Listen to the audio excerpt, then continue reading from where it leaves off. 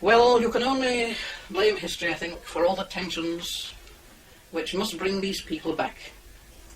Now, we have a researching friend in New Zealand, Mr. Michael Bingham, probably one of the world's experts on psychic research, and before his return in early summer, he and some friends had been doing research in this room. We had tape recorders set up and, of course, power lines and microphones. We had one of the microphones here by the hide. Now, I have enough experience of microphones and intercom to know that you either blow on the mic or you tap it to see if it's live before you talk. And we heard distinct tapping, obviously from the microphone. It came out on the loudspeaker. Now, question mark here. Had the friend of hundreds of years ago, our friendly ghost, had he worked out in his mind what we were doing with the microphone, that he knew we were trying to gain his secrets? Or had a departed friend of our day and age, had he, of course, known us, and of course he knew all about microphones, had he plagued us by just rattling the microphone? We don't know, do we? It's a big canvas, the supernatural, the paranormal, call it what you like. But it does include discoveries. For some years there had been, of course, tapping and bumping inside the chimney breast, distinct knocking. It was now, nearly 3 years ago, that Michael Bingham and I undid this part of the main sack, and we took about 6 hours to undo here, and we, of course, gave the scoop involved. We gave it to the press, the Lancashire Evening Post had it, and they sent the reporter and the photographer, of course, Norman Wiggins. Now, Wiggins knew that we had spirit photographs taken at Chingle, and as soon as this noise of someone descending the shaft came level, he fired off the camera. The camera didn't work, the flash didn't work, he said it's General Solid. But may I tell you that when this noise, this paranormal noise, disappeared completely, the camera freed up, and it worked correctly and the flash went off. Why our cameras affected, why our tape recorders affected, God knows, I don't. But that evening, of course, we were very much for the subject. We laid the camera carefully, this press camera, carefully on the side, and we passed our festive coffee round. We were sat around chatting, and then the camera, when it fired itself off, was a blinding flash. It wasn't an automatic camera, no relay control, whatever. You had to hold it, you see, and fire it off. But it was yards away from us, and it fired itself off. Wiggins was a professional photographer, was, of course, shot beyond bearing. Charles Stewart, the reporter, went towards the bathroom. And poor man, he came back. He said, I can't even go there. There's something following me. And it did. Feet followed him down that corridor and into this room. At that moment, I had a great deal of sympathy with Charles Stewart. But when you get skeptics come to Chingle, it's a naughty world, and sometimes skeptics are unfounded, though. The man who had differed from me, well, why shouldn't he, if he'd been polite about it? But he told Mrs. Howard, he said, that man should be stopped from telling ghost stories. He's misleading the public. There are not ghosts. He then said, oh, there are 2 monks in the chapel. One is a short, tubby man, the other is very tall, and they're praying at that altar. Mrs. Howard took him in the chapel to see the monks praying at the altar. They found neither monks nor anyone else there. The skeptics, due to be confounded, crept away. And the lady who, of course, it's happened before, but she parked over there on the parking lot. She saw a reverend brother, she said, in his brown robe and cowl on the bridge near the front door, and she drove away. And she said this house must belong to a monastery, and of course ladies have their limits. Obviously there are regions where they have not to go. The village said, oh well, that was Chingle Hall, you better go back, and she did. And we said, oh, that was the ghost, but he's all right, he won't hurt him. Rather involved, but then life sometimes is.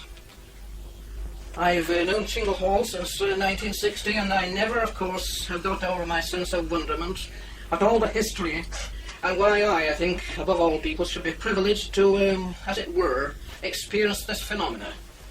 I came without any preconceptions about the supernatural. I'd never seen a ghost. I didn't want to worry too much about it, although I liked fictional ghost stories. Then, first of all, I saw something I couldn't account for.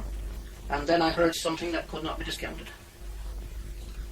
I think you'll find many people who are now some of the greatest authorities on the supernatural. They began with an open frame of mind. At all events, there are times of the year, like Halloween, when Chingle seems to have this overlaying sense of urgency and stress. Cromwell was here, you know, in 1648, after his troopers had smashed through the Royalist army just 2 miles away at the Battle of Preston. and possibly Cromwell coming here as a field commander saved the house from a good deal of upset and damage at the hands of his troopers. It is known that at least one regiment quartered itself in Goosner, and that they sacked the parish church of Goosner and they used it as a cavalry stable. The Wall family would never be free of stress. They are known to be searched many times, but they were to survive at Chingle quite safely through all this until 1764, when Chingle Hall was to pass from them, I believe, by inheritance to other hands. Among the succeeding families to hold it were, for a time, the De Farringtons of Worden Hall near Leyland. At the time before 1945, when the late Mr. Howarth bought Chingle Hall, it had been used for some considerable time as a farmhouse. One of the tenants who held Chingle way back towards the turn of the century, or the ending of the last century, was a certain old man, a dear old man. He died in recent years, aged about 96, Mr. Rich. And he was to tell me quite a few years ago that as a young man he remembered that above the front door there were great iron rings in the wall where the rope pulls from the drawbridge used to go. There is a legend that the holy relic of St. John Wall the Martyr lies at Chingle. He is known to have suffered the usual terrible execution of the times at Worcester, and his head, firstly in the care of Father Leo Randolph at Wood Bravington, and then taken away to a French convent and venerated there for many years, until it is known that in 1794 the head of John Wall was brought back to this country. No one seems to know to where it was taken, but it may have been brought here. Mr. Rich, by this time a very old man, told me that when he himself was in his prime, he remembered one day a carriage with a lot of fine ladies and gentlemen in this horse carriage. They came with a casket. They said it was the carcass of a favourite dog, and they wanted to bury it in the Great Orchard, or what had been the Great Orchard over there. He could actually have shown Mrs. Howard and Mr. Strickland where it was, but they in those days didn't seem to attach to see. We possibly didn't know all about it. But why did these people want to take such pains, you see, to bury the carcass of a favourite dog? To bring it all those miles to Chingle, isn't it strange? I wonder why. We may be on the wrong track for all I know, or we may be on the right one. At all events, we know that the priest who baptised John Wall, it is even said that he baptised him here, St. Edmund Arrowsmith, that the holy hand of Edmund Arrowsmith is to be found, of course, in the church at Ashton in Makerfield. Of course, if the holy head, the holy relic of John Wall is to be brought to light, the Catholic community in Lancashire would considerably gain another holy relic. The martyr himself, of course. Can't they have a bit up? No, madam. I will tell you one thing. Last summer we took a flagstone up in the dining hall to the right of Mrs. House's chair. An apparition was seen standing there, and it was thought that that must mean that it wanted that flagstone taking up. But I will say this, we found nothing. It does not, I'm afraid, always follow that because a ghost stands somewhere or else knocks along a wall that you're going to find something. In that far corner, Bingham and I, Mike and I, we took a wooden block out of the wall because the ghost had knocked along the wall right as far as that wooden block. So we thought, he's wanting us to do that. Right, we'll do it. And we did just that and we found nothing. But of course, when you measure the outside walls and the inside walls, you find a discrepancy in places by as much as 6 feet or more, even allowing for the thickness of the outer walls. These houses, of course, were regarded as bastions, of course, of the faith in those days. And, of course, you will find a lot of the mass priests were passed from house to house, you see. Mowbray Hall, for example, would pass the fugitive priest onto Chingle, and we would pass them onto Townley Hall, you see, at Burnley. Then possibly, who knows, by easy stages as far as the Humber or the North Sea, and away to Holland, you see. So there it is. It is on research, I think most of you that have done any will agree with me, that it is not easy at all, casting your mind back 3 centuries and thinking as they thought then. We are obviously, tonight, very much bound up in the world we live in, you see, but then it might be worse. At least it's our world and we know where we're putting it. Or not putting it or something. This is known as the haunted bedroom, and it is credited to the memory of St. John Wall. He is known to have completed his education in Douay, and to have found his true vocation, passed on to Rome, and been ordained in the order. He supported the Franciscan order in the Midland Counties for many years.